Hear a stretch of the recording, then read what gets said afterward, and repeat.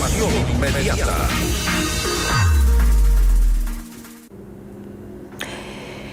La Fiscalía de Venezuela revocó la excarcelación del dirigente opositor Juan Pablo Guanipa pocas horas después de que fue liberado de prisión. Vamos más allá de la noticia. Notimundo Estelar en FM Mundo con María del Carmen Álvarez. Nos acompaña a esta hora Omar González, él es coordinador general de Vente Venezuela. Omar, muy buenas tardes y gracias por acompañarnos. Le saluda María del Carmen Álvarez. Buenas tardes, María del Carmen. Un placer saludarte y a toda la audiencia de este prestigioso programa. Gracias, Omar, nuevamente por estar aquí junto a nosotros. Y para comenzar, analicemos un poco cómo ve usted el estado actual del régimen de Venezuela tras la captura de Nicolás Maduro, que ya es hace un mes. ¿Usted cree que de verdad, como lo había dicho en su momento, se está desplomando desde adentro? Efectivamente, en Venezuela hay un narcoestado en periodo terminal y desde luego se ven, es un proceso complejo y se ven eventos como el que acabas de describir. Hay un régimen de utilería, es decir, parte del régimen autocrático que destruyó y saqueó a Venezuela. Está siendo utilizado por Estados Unidos para limpiar su propia basura. Y entonces esto ha generado, desde luego, tremendas fricciones en lo que queda del chavismo. Entre ellos mismos hay una sorda confrontación que se ve en eventos como el que tú has mencionado.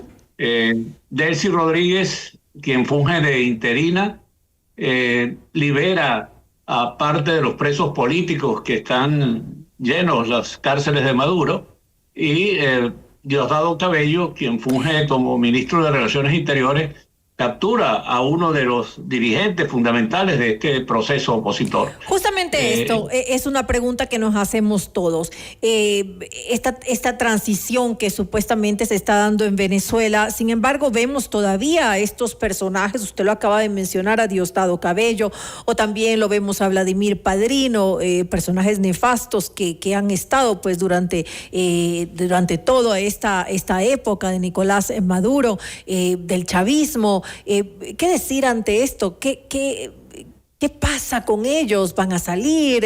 ¿Están negociándolo? No lo podemos entender desde afuera.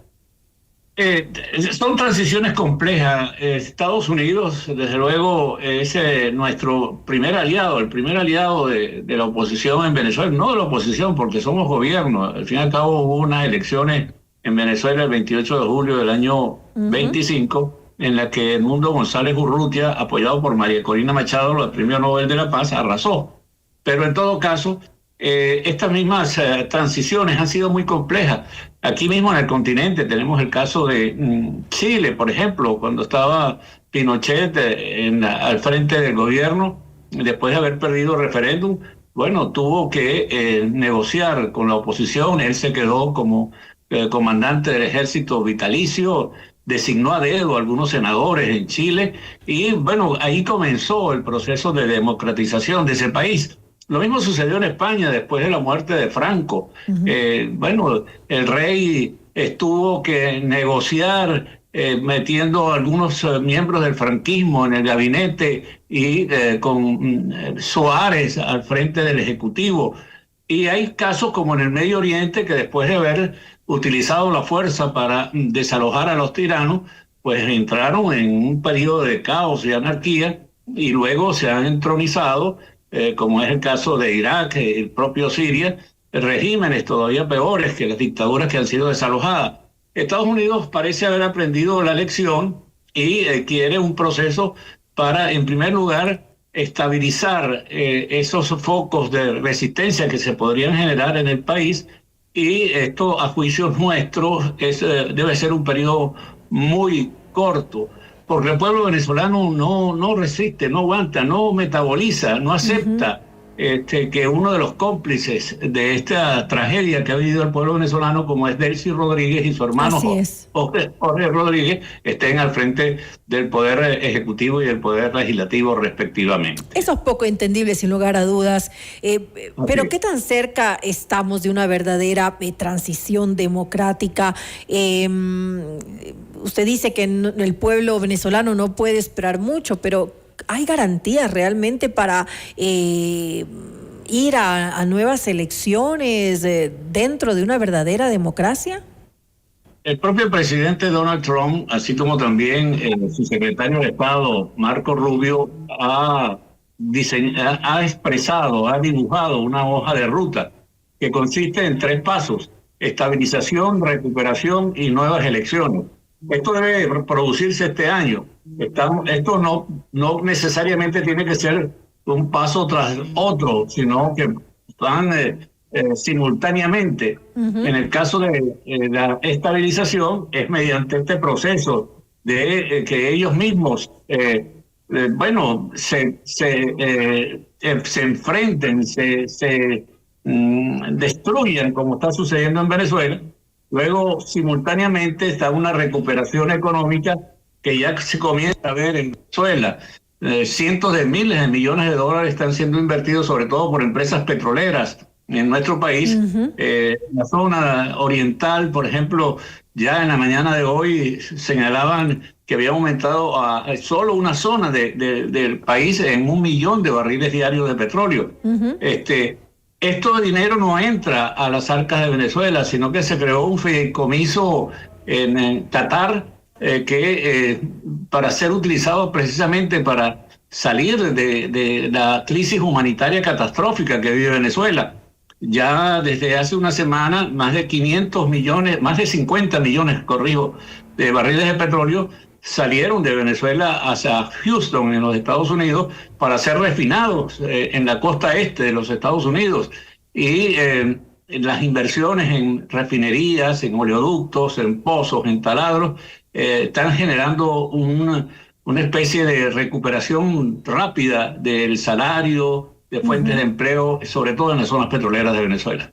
Pero no deberían haber también condiciones no negociables, como por ejemplo la liberación de todos los presos políticos sin ningún tipo de condicionamiento. Lo decíamos al inicio de esta entrevista, hablamos de justamente el líder opositor Juan Pablo Guanipa, que duró unas pocas horas excarcelado. Pero hay un condicionamiento. De hecho, dijeron que se revocó la excarcelación porque supuestamente había incumplido condiciones. ¿Cuáles son esas condiciones? Quedarse callado, esconderse, no hablar para nada. Eso no es democracia. No, por supuesto que no, y es inaceptable. Eso es lo que estamos viendo en las últimas horas. Tan pronto abrieron las cárceles y comenzaron a salir los presos políticos que nunca debieron estar en las inmundas celdas de Maduro, el pueblo venezolano se lanzó a la calle. Se lanzó a la calle a celebrar la liberación de dirigentes como Juan Pablo Guanipa, así como también de nuestro partido, el partido fundado por María Corina Machado. Entonces esto le prendió la alarma a los pocos chavistas que quedan todavía en el poder, y le revocaron precisamente la excarcelación bajo el pretexto de que habían condiciones, o sea, medidas cautelares, entre ellas la no posibilidad de declarar, la de no participar en manifestaciones, y también la de presentarse en los tribunales cada 30 días, así como no poder abandonar el país. Estos son excusas, porque ayer, por ejemplo, miles y miles de motorizados se lanzaron a las calles de Caracas. Igual pasó en el resto de las poblaciones del país. Y para el 12 de febrero, que en Venezuela se celebra el Día de la Juventud, todas las universidades autónomas de Venezuela están organizando manifestaciones. Es decir, Venezuela está en ebullición. Pero ¿y cuál va a ser la respuesta? ¿Cuál va a ser la respuesta de las autoridades? Habrá que ver eso. Aquí no hay autoridades. Mire, las Fuerzas Armadas venezolanas quedaron desmoralizadas, están en una especie de síndrome postraumático después de la intervención militar de los Estados Unidos. No hay líneas de mandos que acepten. El régimen ha tenido que utilizar pandillas de delincuentes a los que ha armado para poder reprimir. Hay algunos cuerpos policiales que todavía están actuando, como fue el caso de ayer. No sabemos si eran policías en efecto, que llegaron unos 10 hombres sin identificación alguna, después de minutos de haber sido escarcelado Juan Pablo Guanipa, cuando la gente estaba en la calle manifestando su alegría. Él llegó a su casa en una urbanización del este de Caracas, y estos 10 hombres se lo llevaron. Y hasta hoy no sabíamos dónde estaba. Hoy supimos que estaba en uno de los inmundos calabozos del régimen nuevamente. Regresó a la cárcel. Es muy probable que hayan sido lo que nosotros en Venezuela conocemos como los colectivos, que son pandillas de delincuentes que han sido armados por el régimen para tratar de defenderse de lo que podría ser una reacción del país en contra de ellos, o una implosión dentro de ellos mismos, como se puede estar vislumbrando frente al odio que existe entre ellos mismos por el reparto básicamente del botín, o porque no han sabido, por ejemplo, Delcy Rodríguez y Jorge Rodríguez negociaron su impunidad, pero los demás lo dejaron entendiendo. Entonces todo esto se está generando en Venezuela, y esto tiene que tener una solución pronto, ojalá no sea cruenta. Es decir, que de alguna manera podríamos decir que efectivamente está fracturado el chavismo y es cuestión de tiempo. ¿Qué pasa con los militares? Y el propio Donald Trump ayer le hizo una severa advertencia. Le dice que no descarta la utilización de un nuevo ataque si no cumplen lo que ofrecieron. Yo creo que entre los acuerdos que llegó Delcy Rodríguez y Jorge Rodríguez está la entrega de Diosdado Cabello y de Padrino López. Aunque Padrino López ha pasado a ser una figura inútil, es como un cenicero en una moto, no tiene mayor incidencia en las Fuerzas Armadas. De hecho, los propios militares han hecho pactos entre ellos mismos de dejar la persecución interna. Es decir, cuando hay un oficial que se declara partidario de María Corina Machado, simplemente le dice, váyase para su casa. Pero no lo ponen preso como era hasta hace poco. No lo persiguen a él y a su familia. Es decir, hay un pacto de no agresión entre ellos mismos, entre los comandantes militares que todavía están desmoralizados frente a la poca capacidad de respuesta que tuvieron ante el ataque de los Estados Unidos. Pero hay militares encarcelados todavía. Hay unos 300 militares encarcelados y sus familiares también, pero eran de la época antes del 3 de enero, cuando ocurrió este hecho. En los últimos días nosotros no vemos militares en la calle, están en todo caso en sus cuarteles, la mayoría se han quedado en sus casas. Es decir, aquí hay una acefalía militar en Venezuela. No reconocen a Delcy Rodríguez, mucho menos como comandante en jefe, no tiene apoyo popular, no tiene apoyo militar, tiene el apoyo que le está dando la decisión de Estados Unidos de tener a algunos de los cómplices, de los miembros de ese monstruo que eran las organizaciones delictivas que asaltaron el poder en Venezuela, como en otros países de América Latina y también del mundo, en el que precisamente se tratan de estabilizar el país para llegar a unas elecciones. Esto tiene que ser absolutamente provisional. Como le digo, la tensión va creciendo. Así debería ser. Ojalá ocurra lo que todos esperan.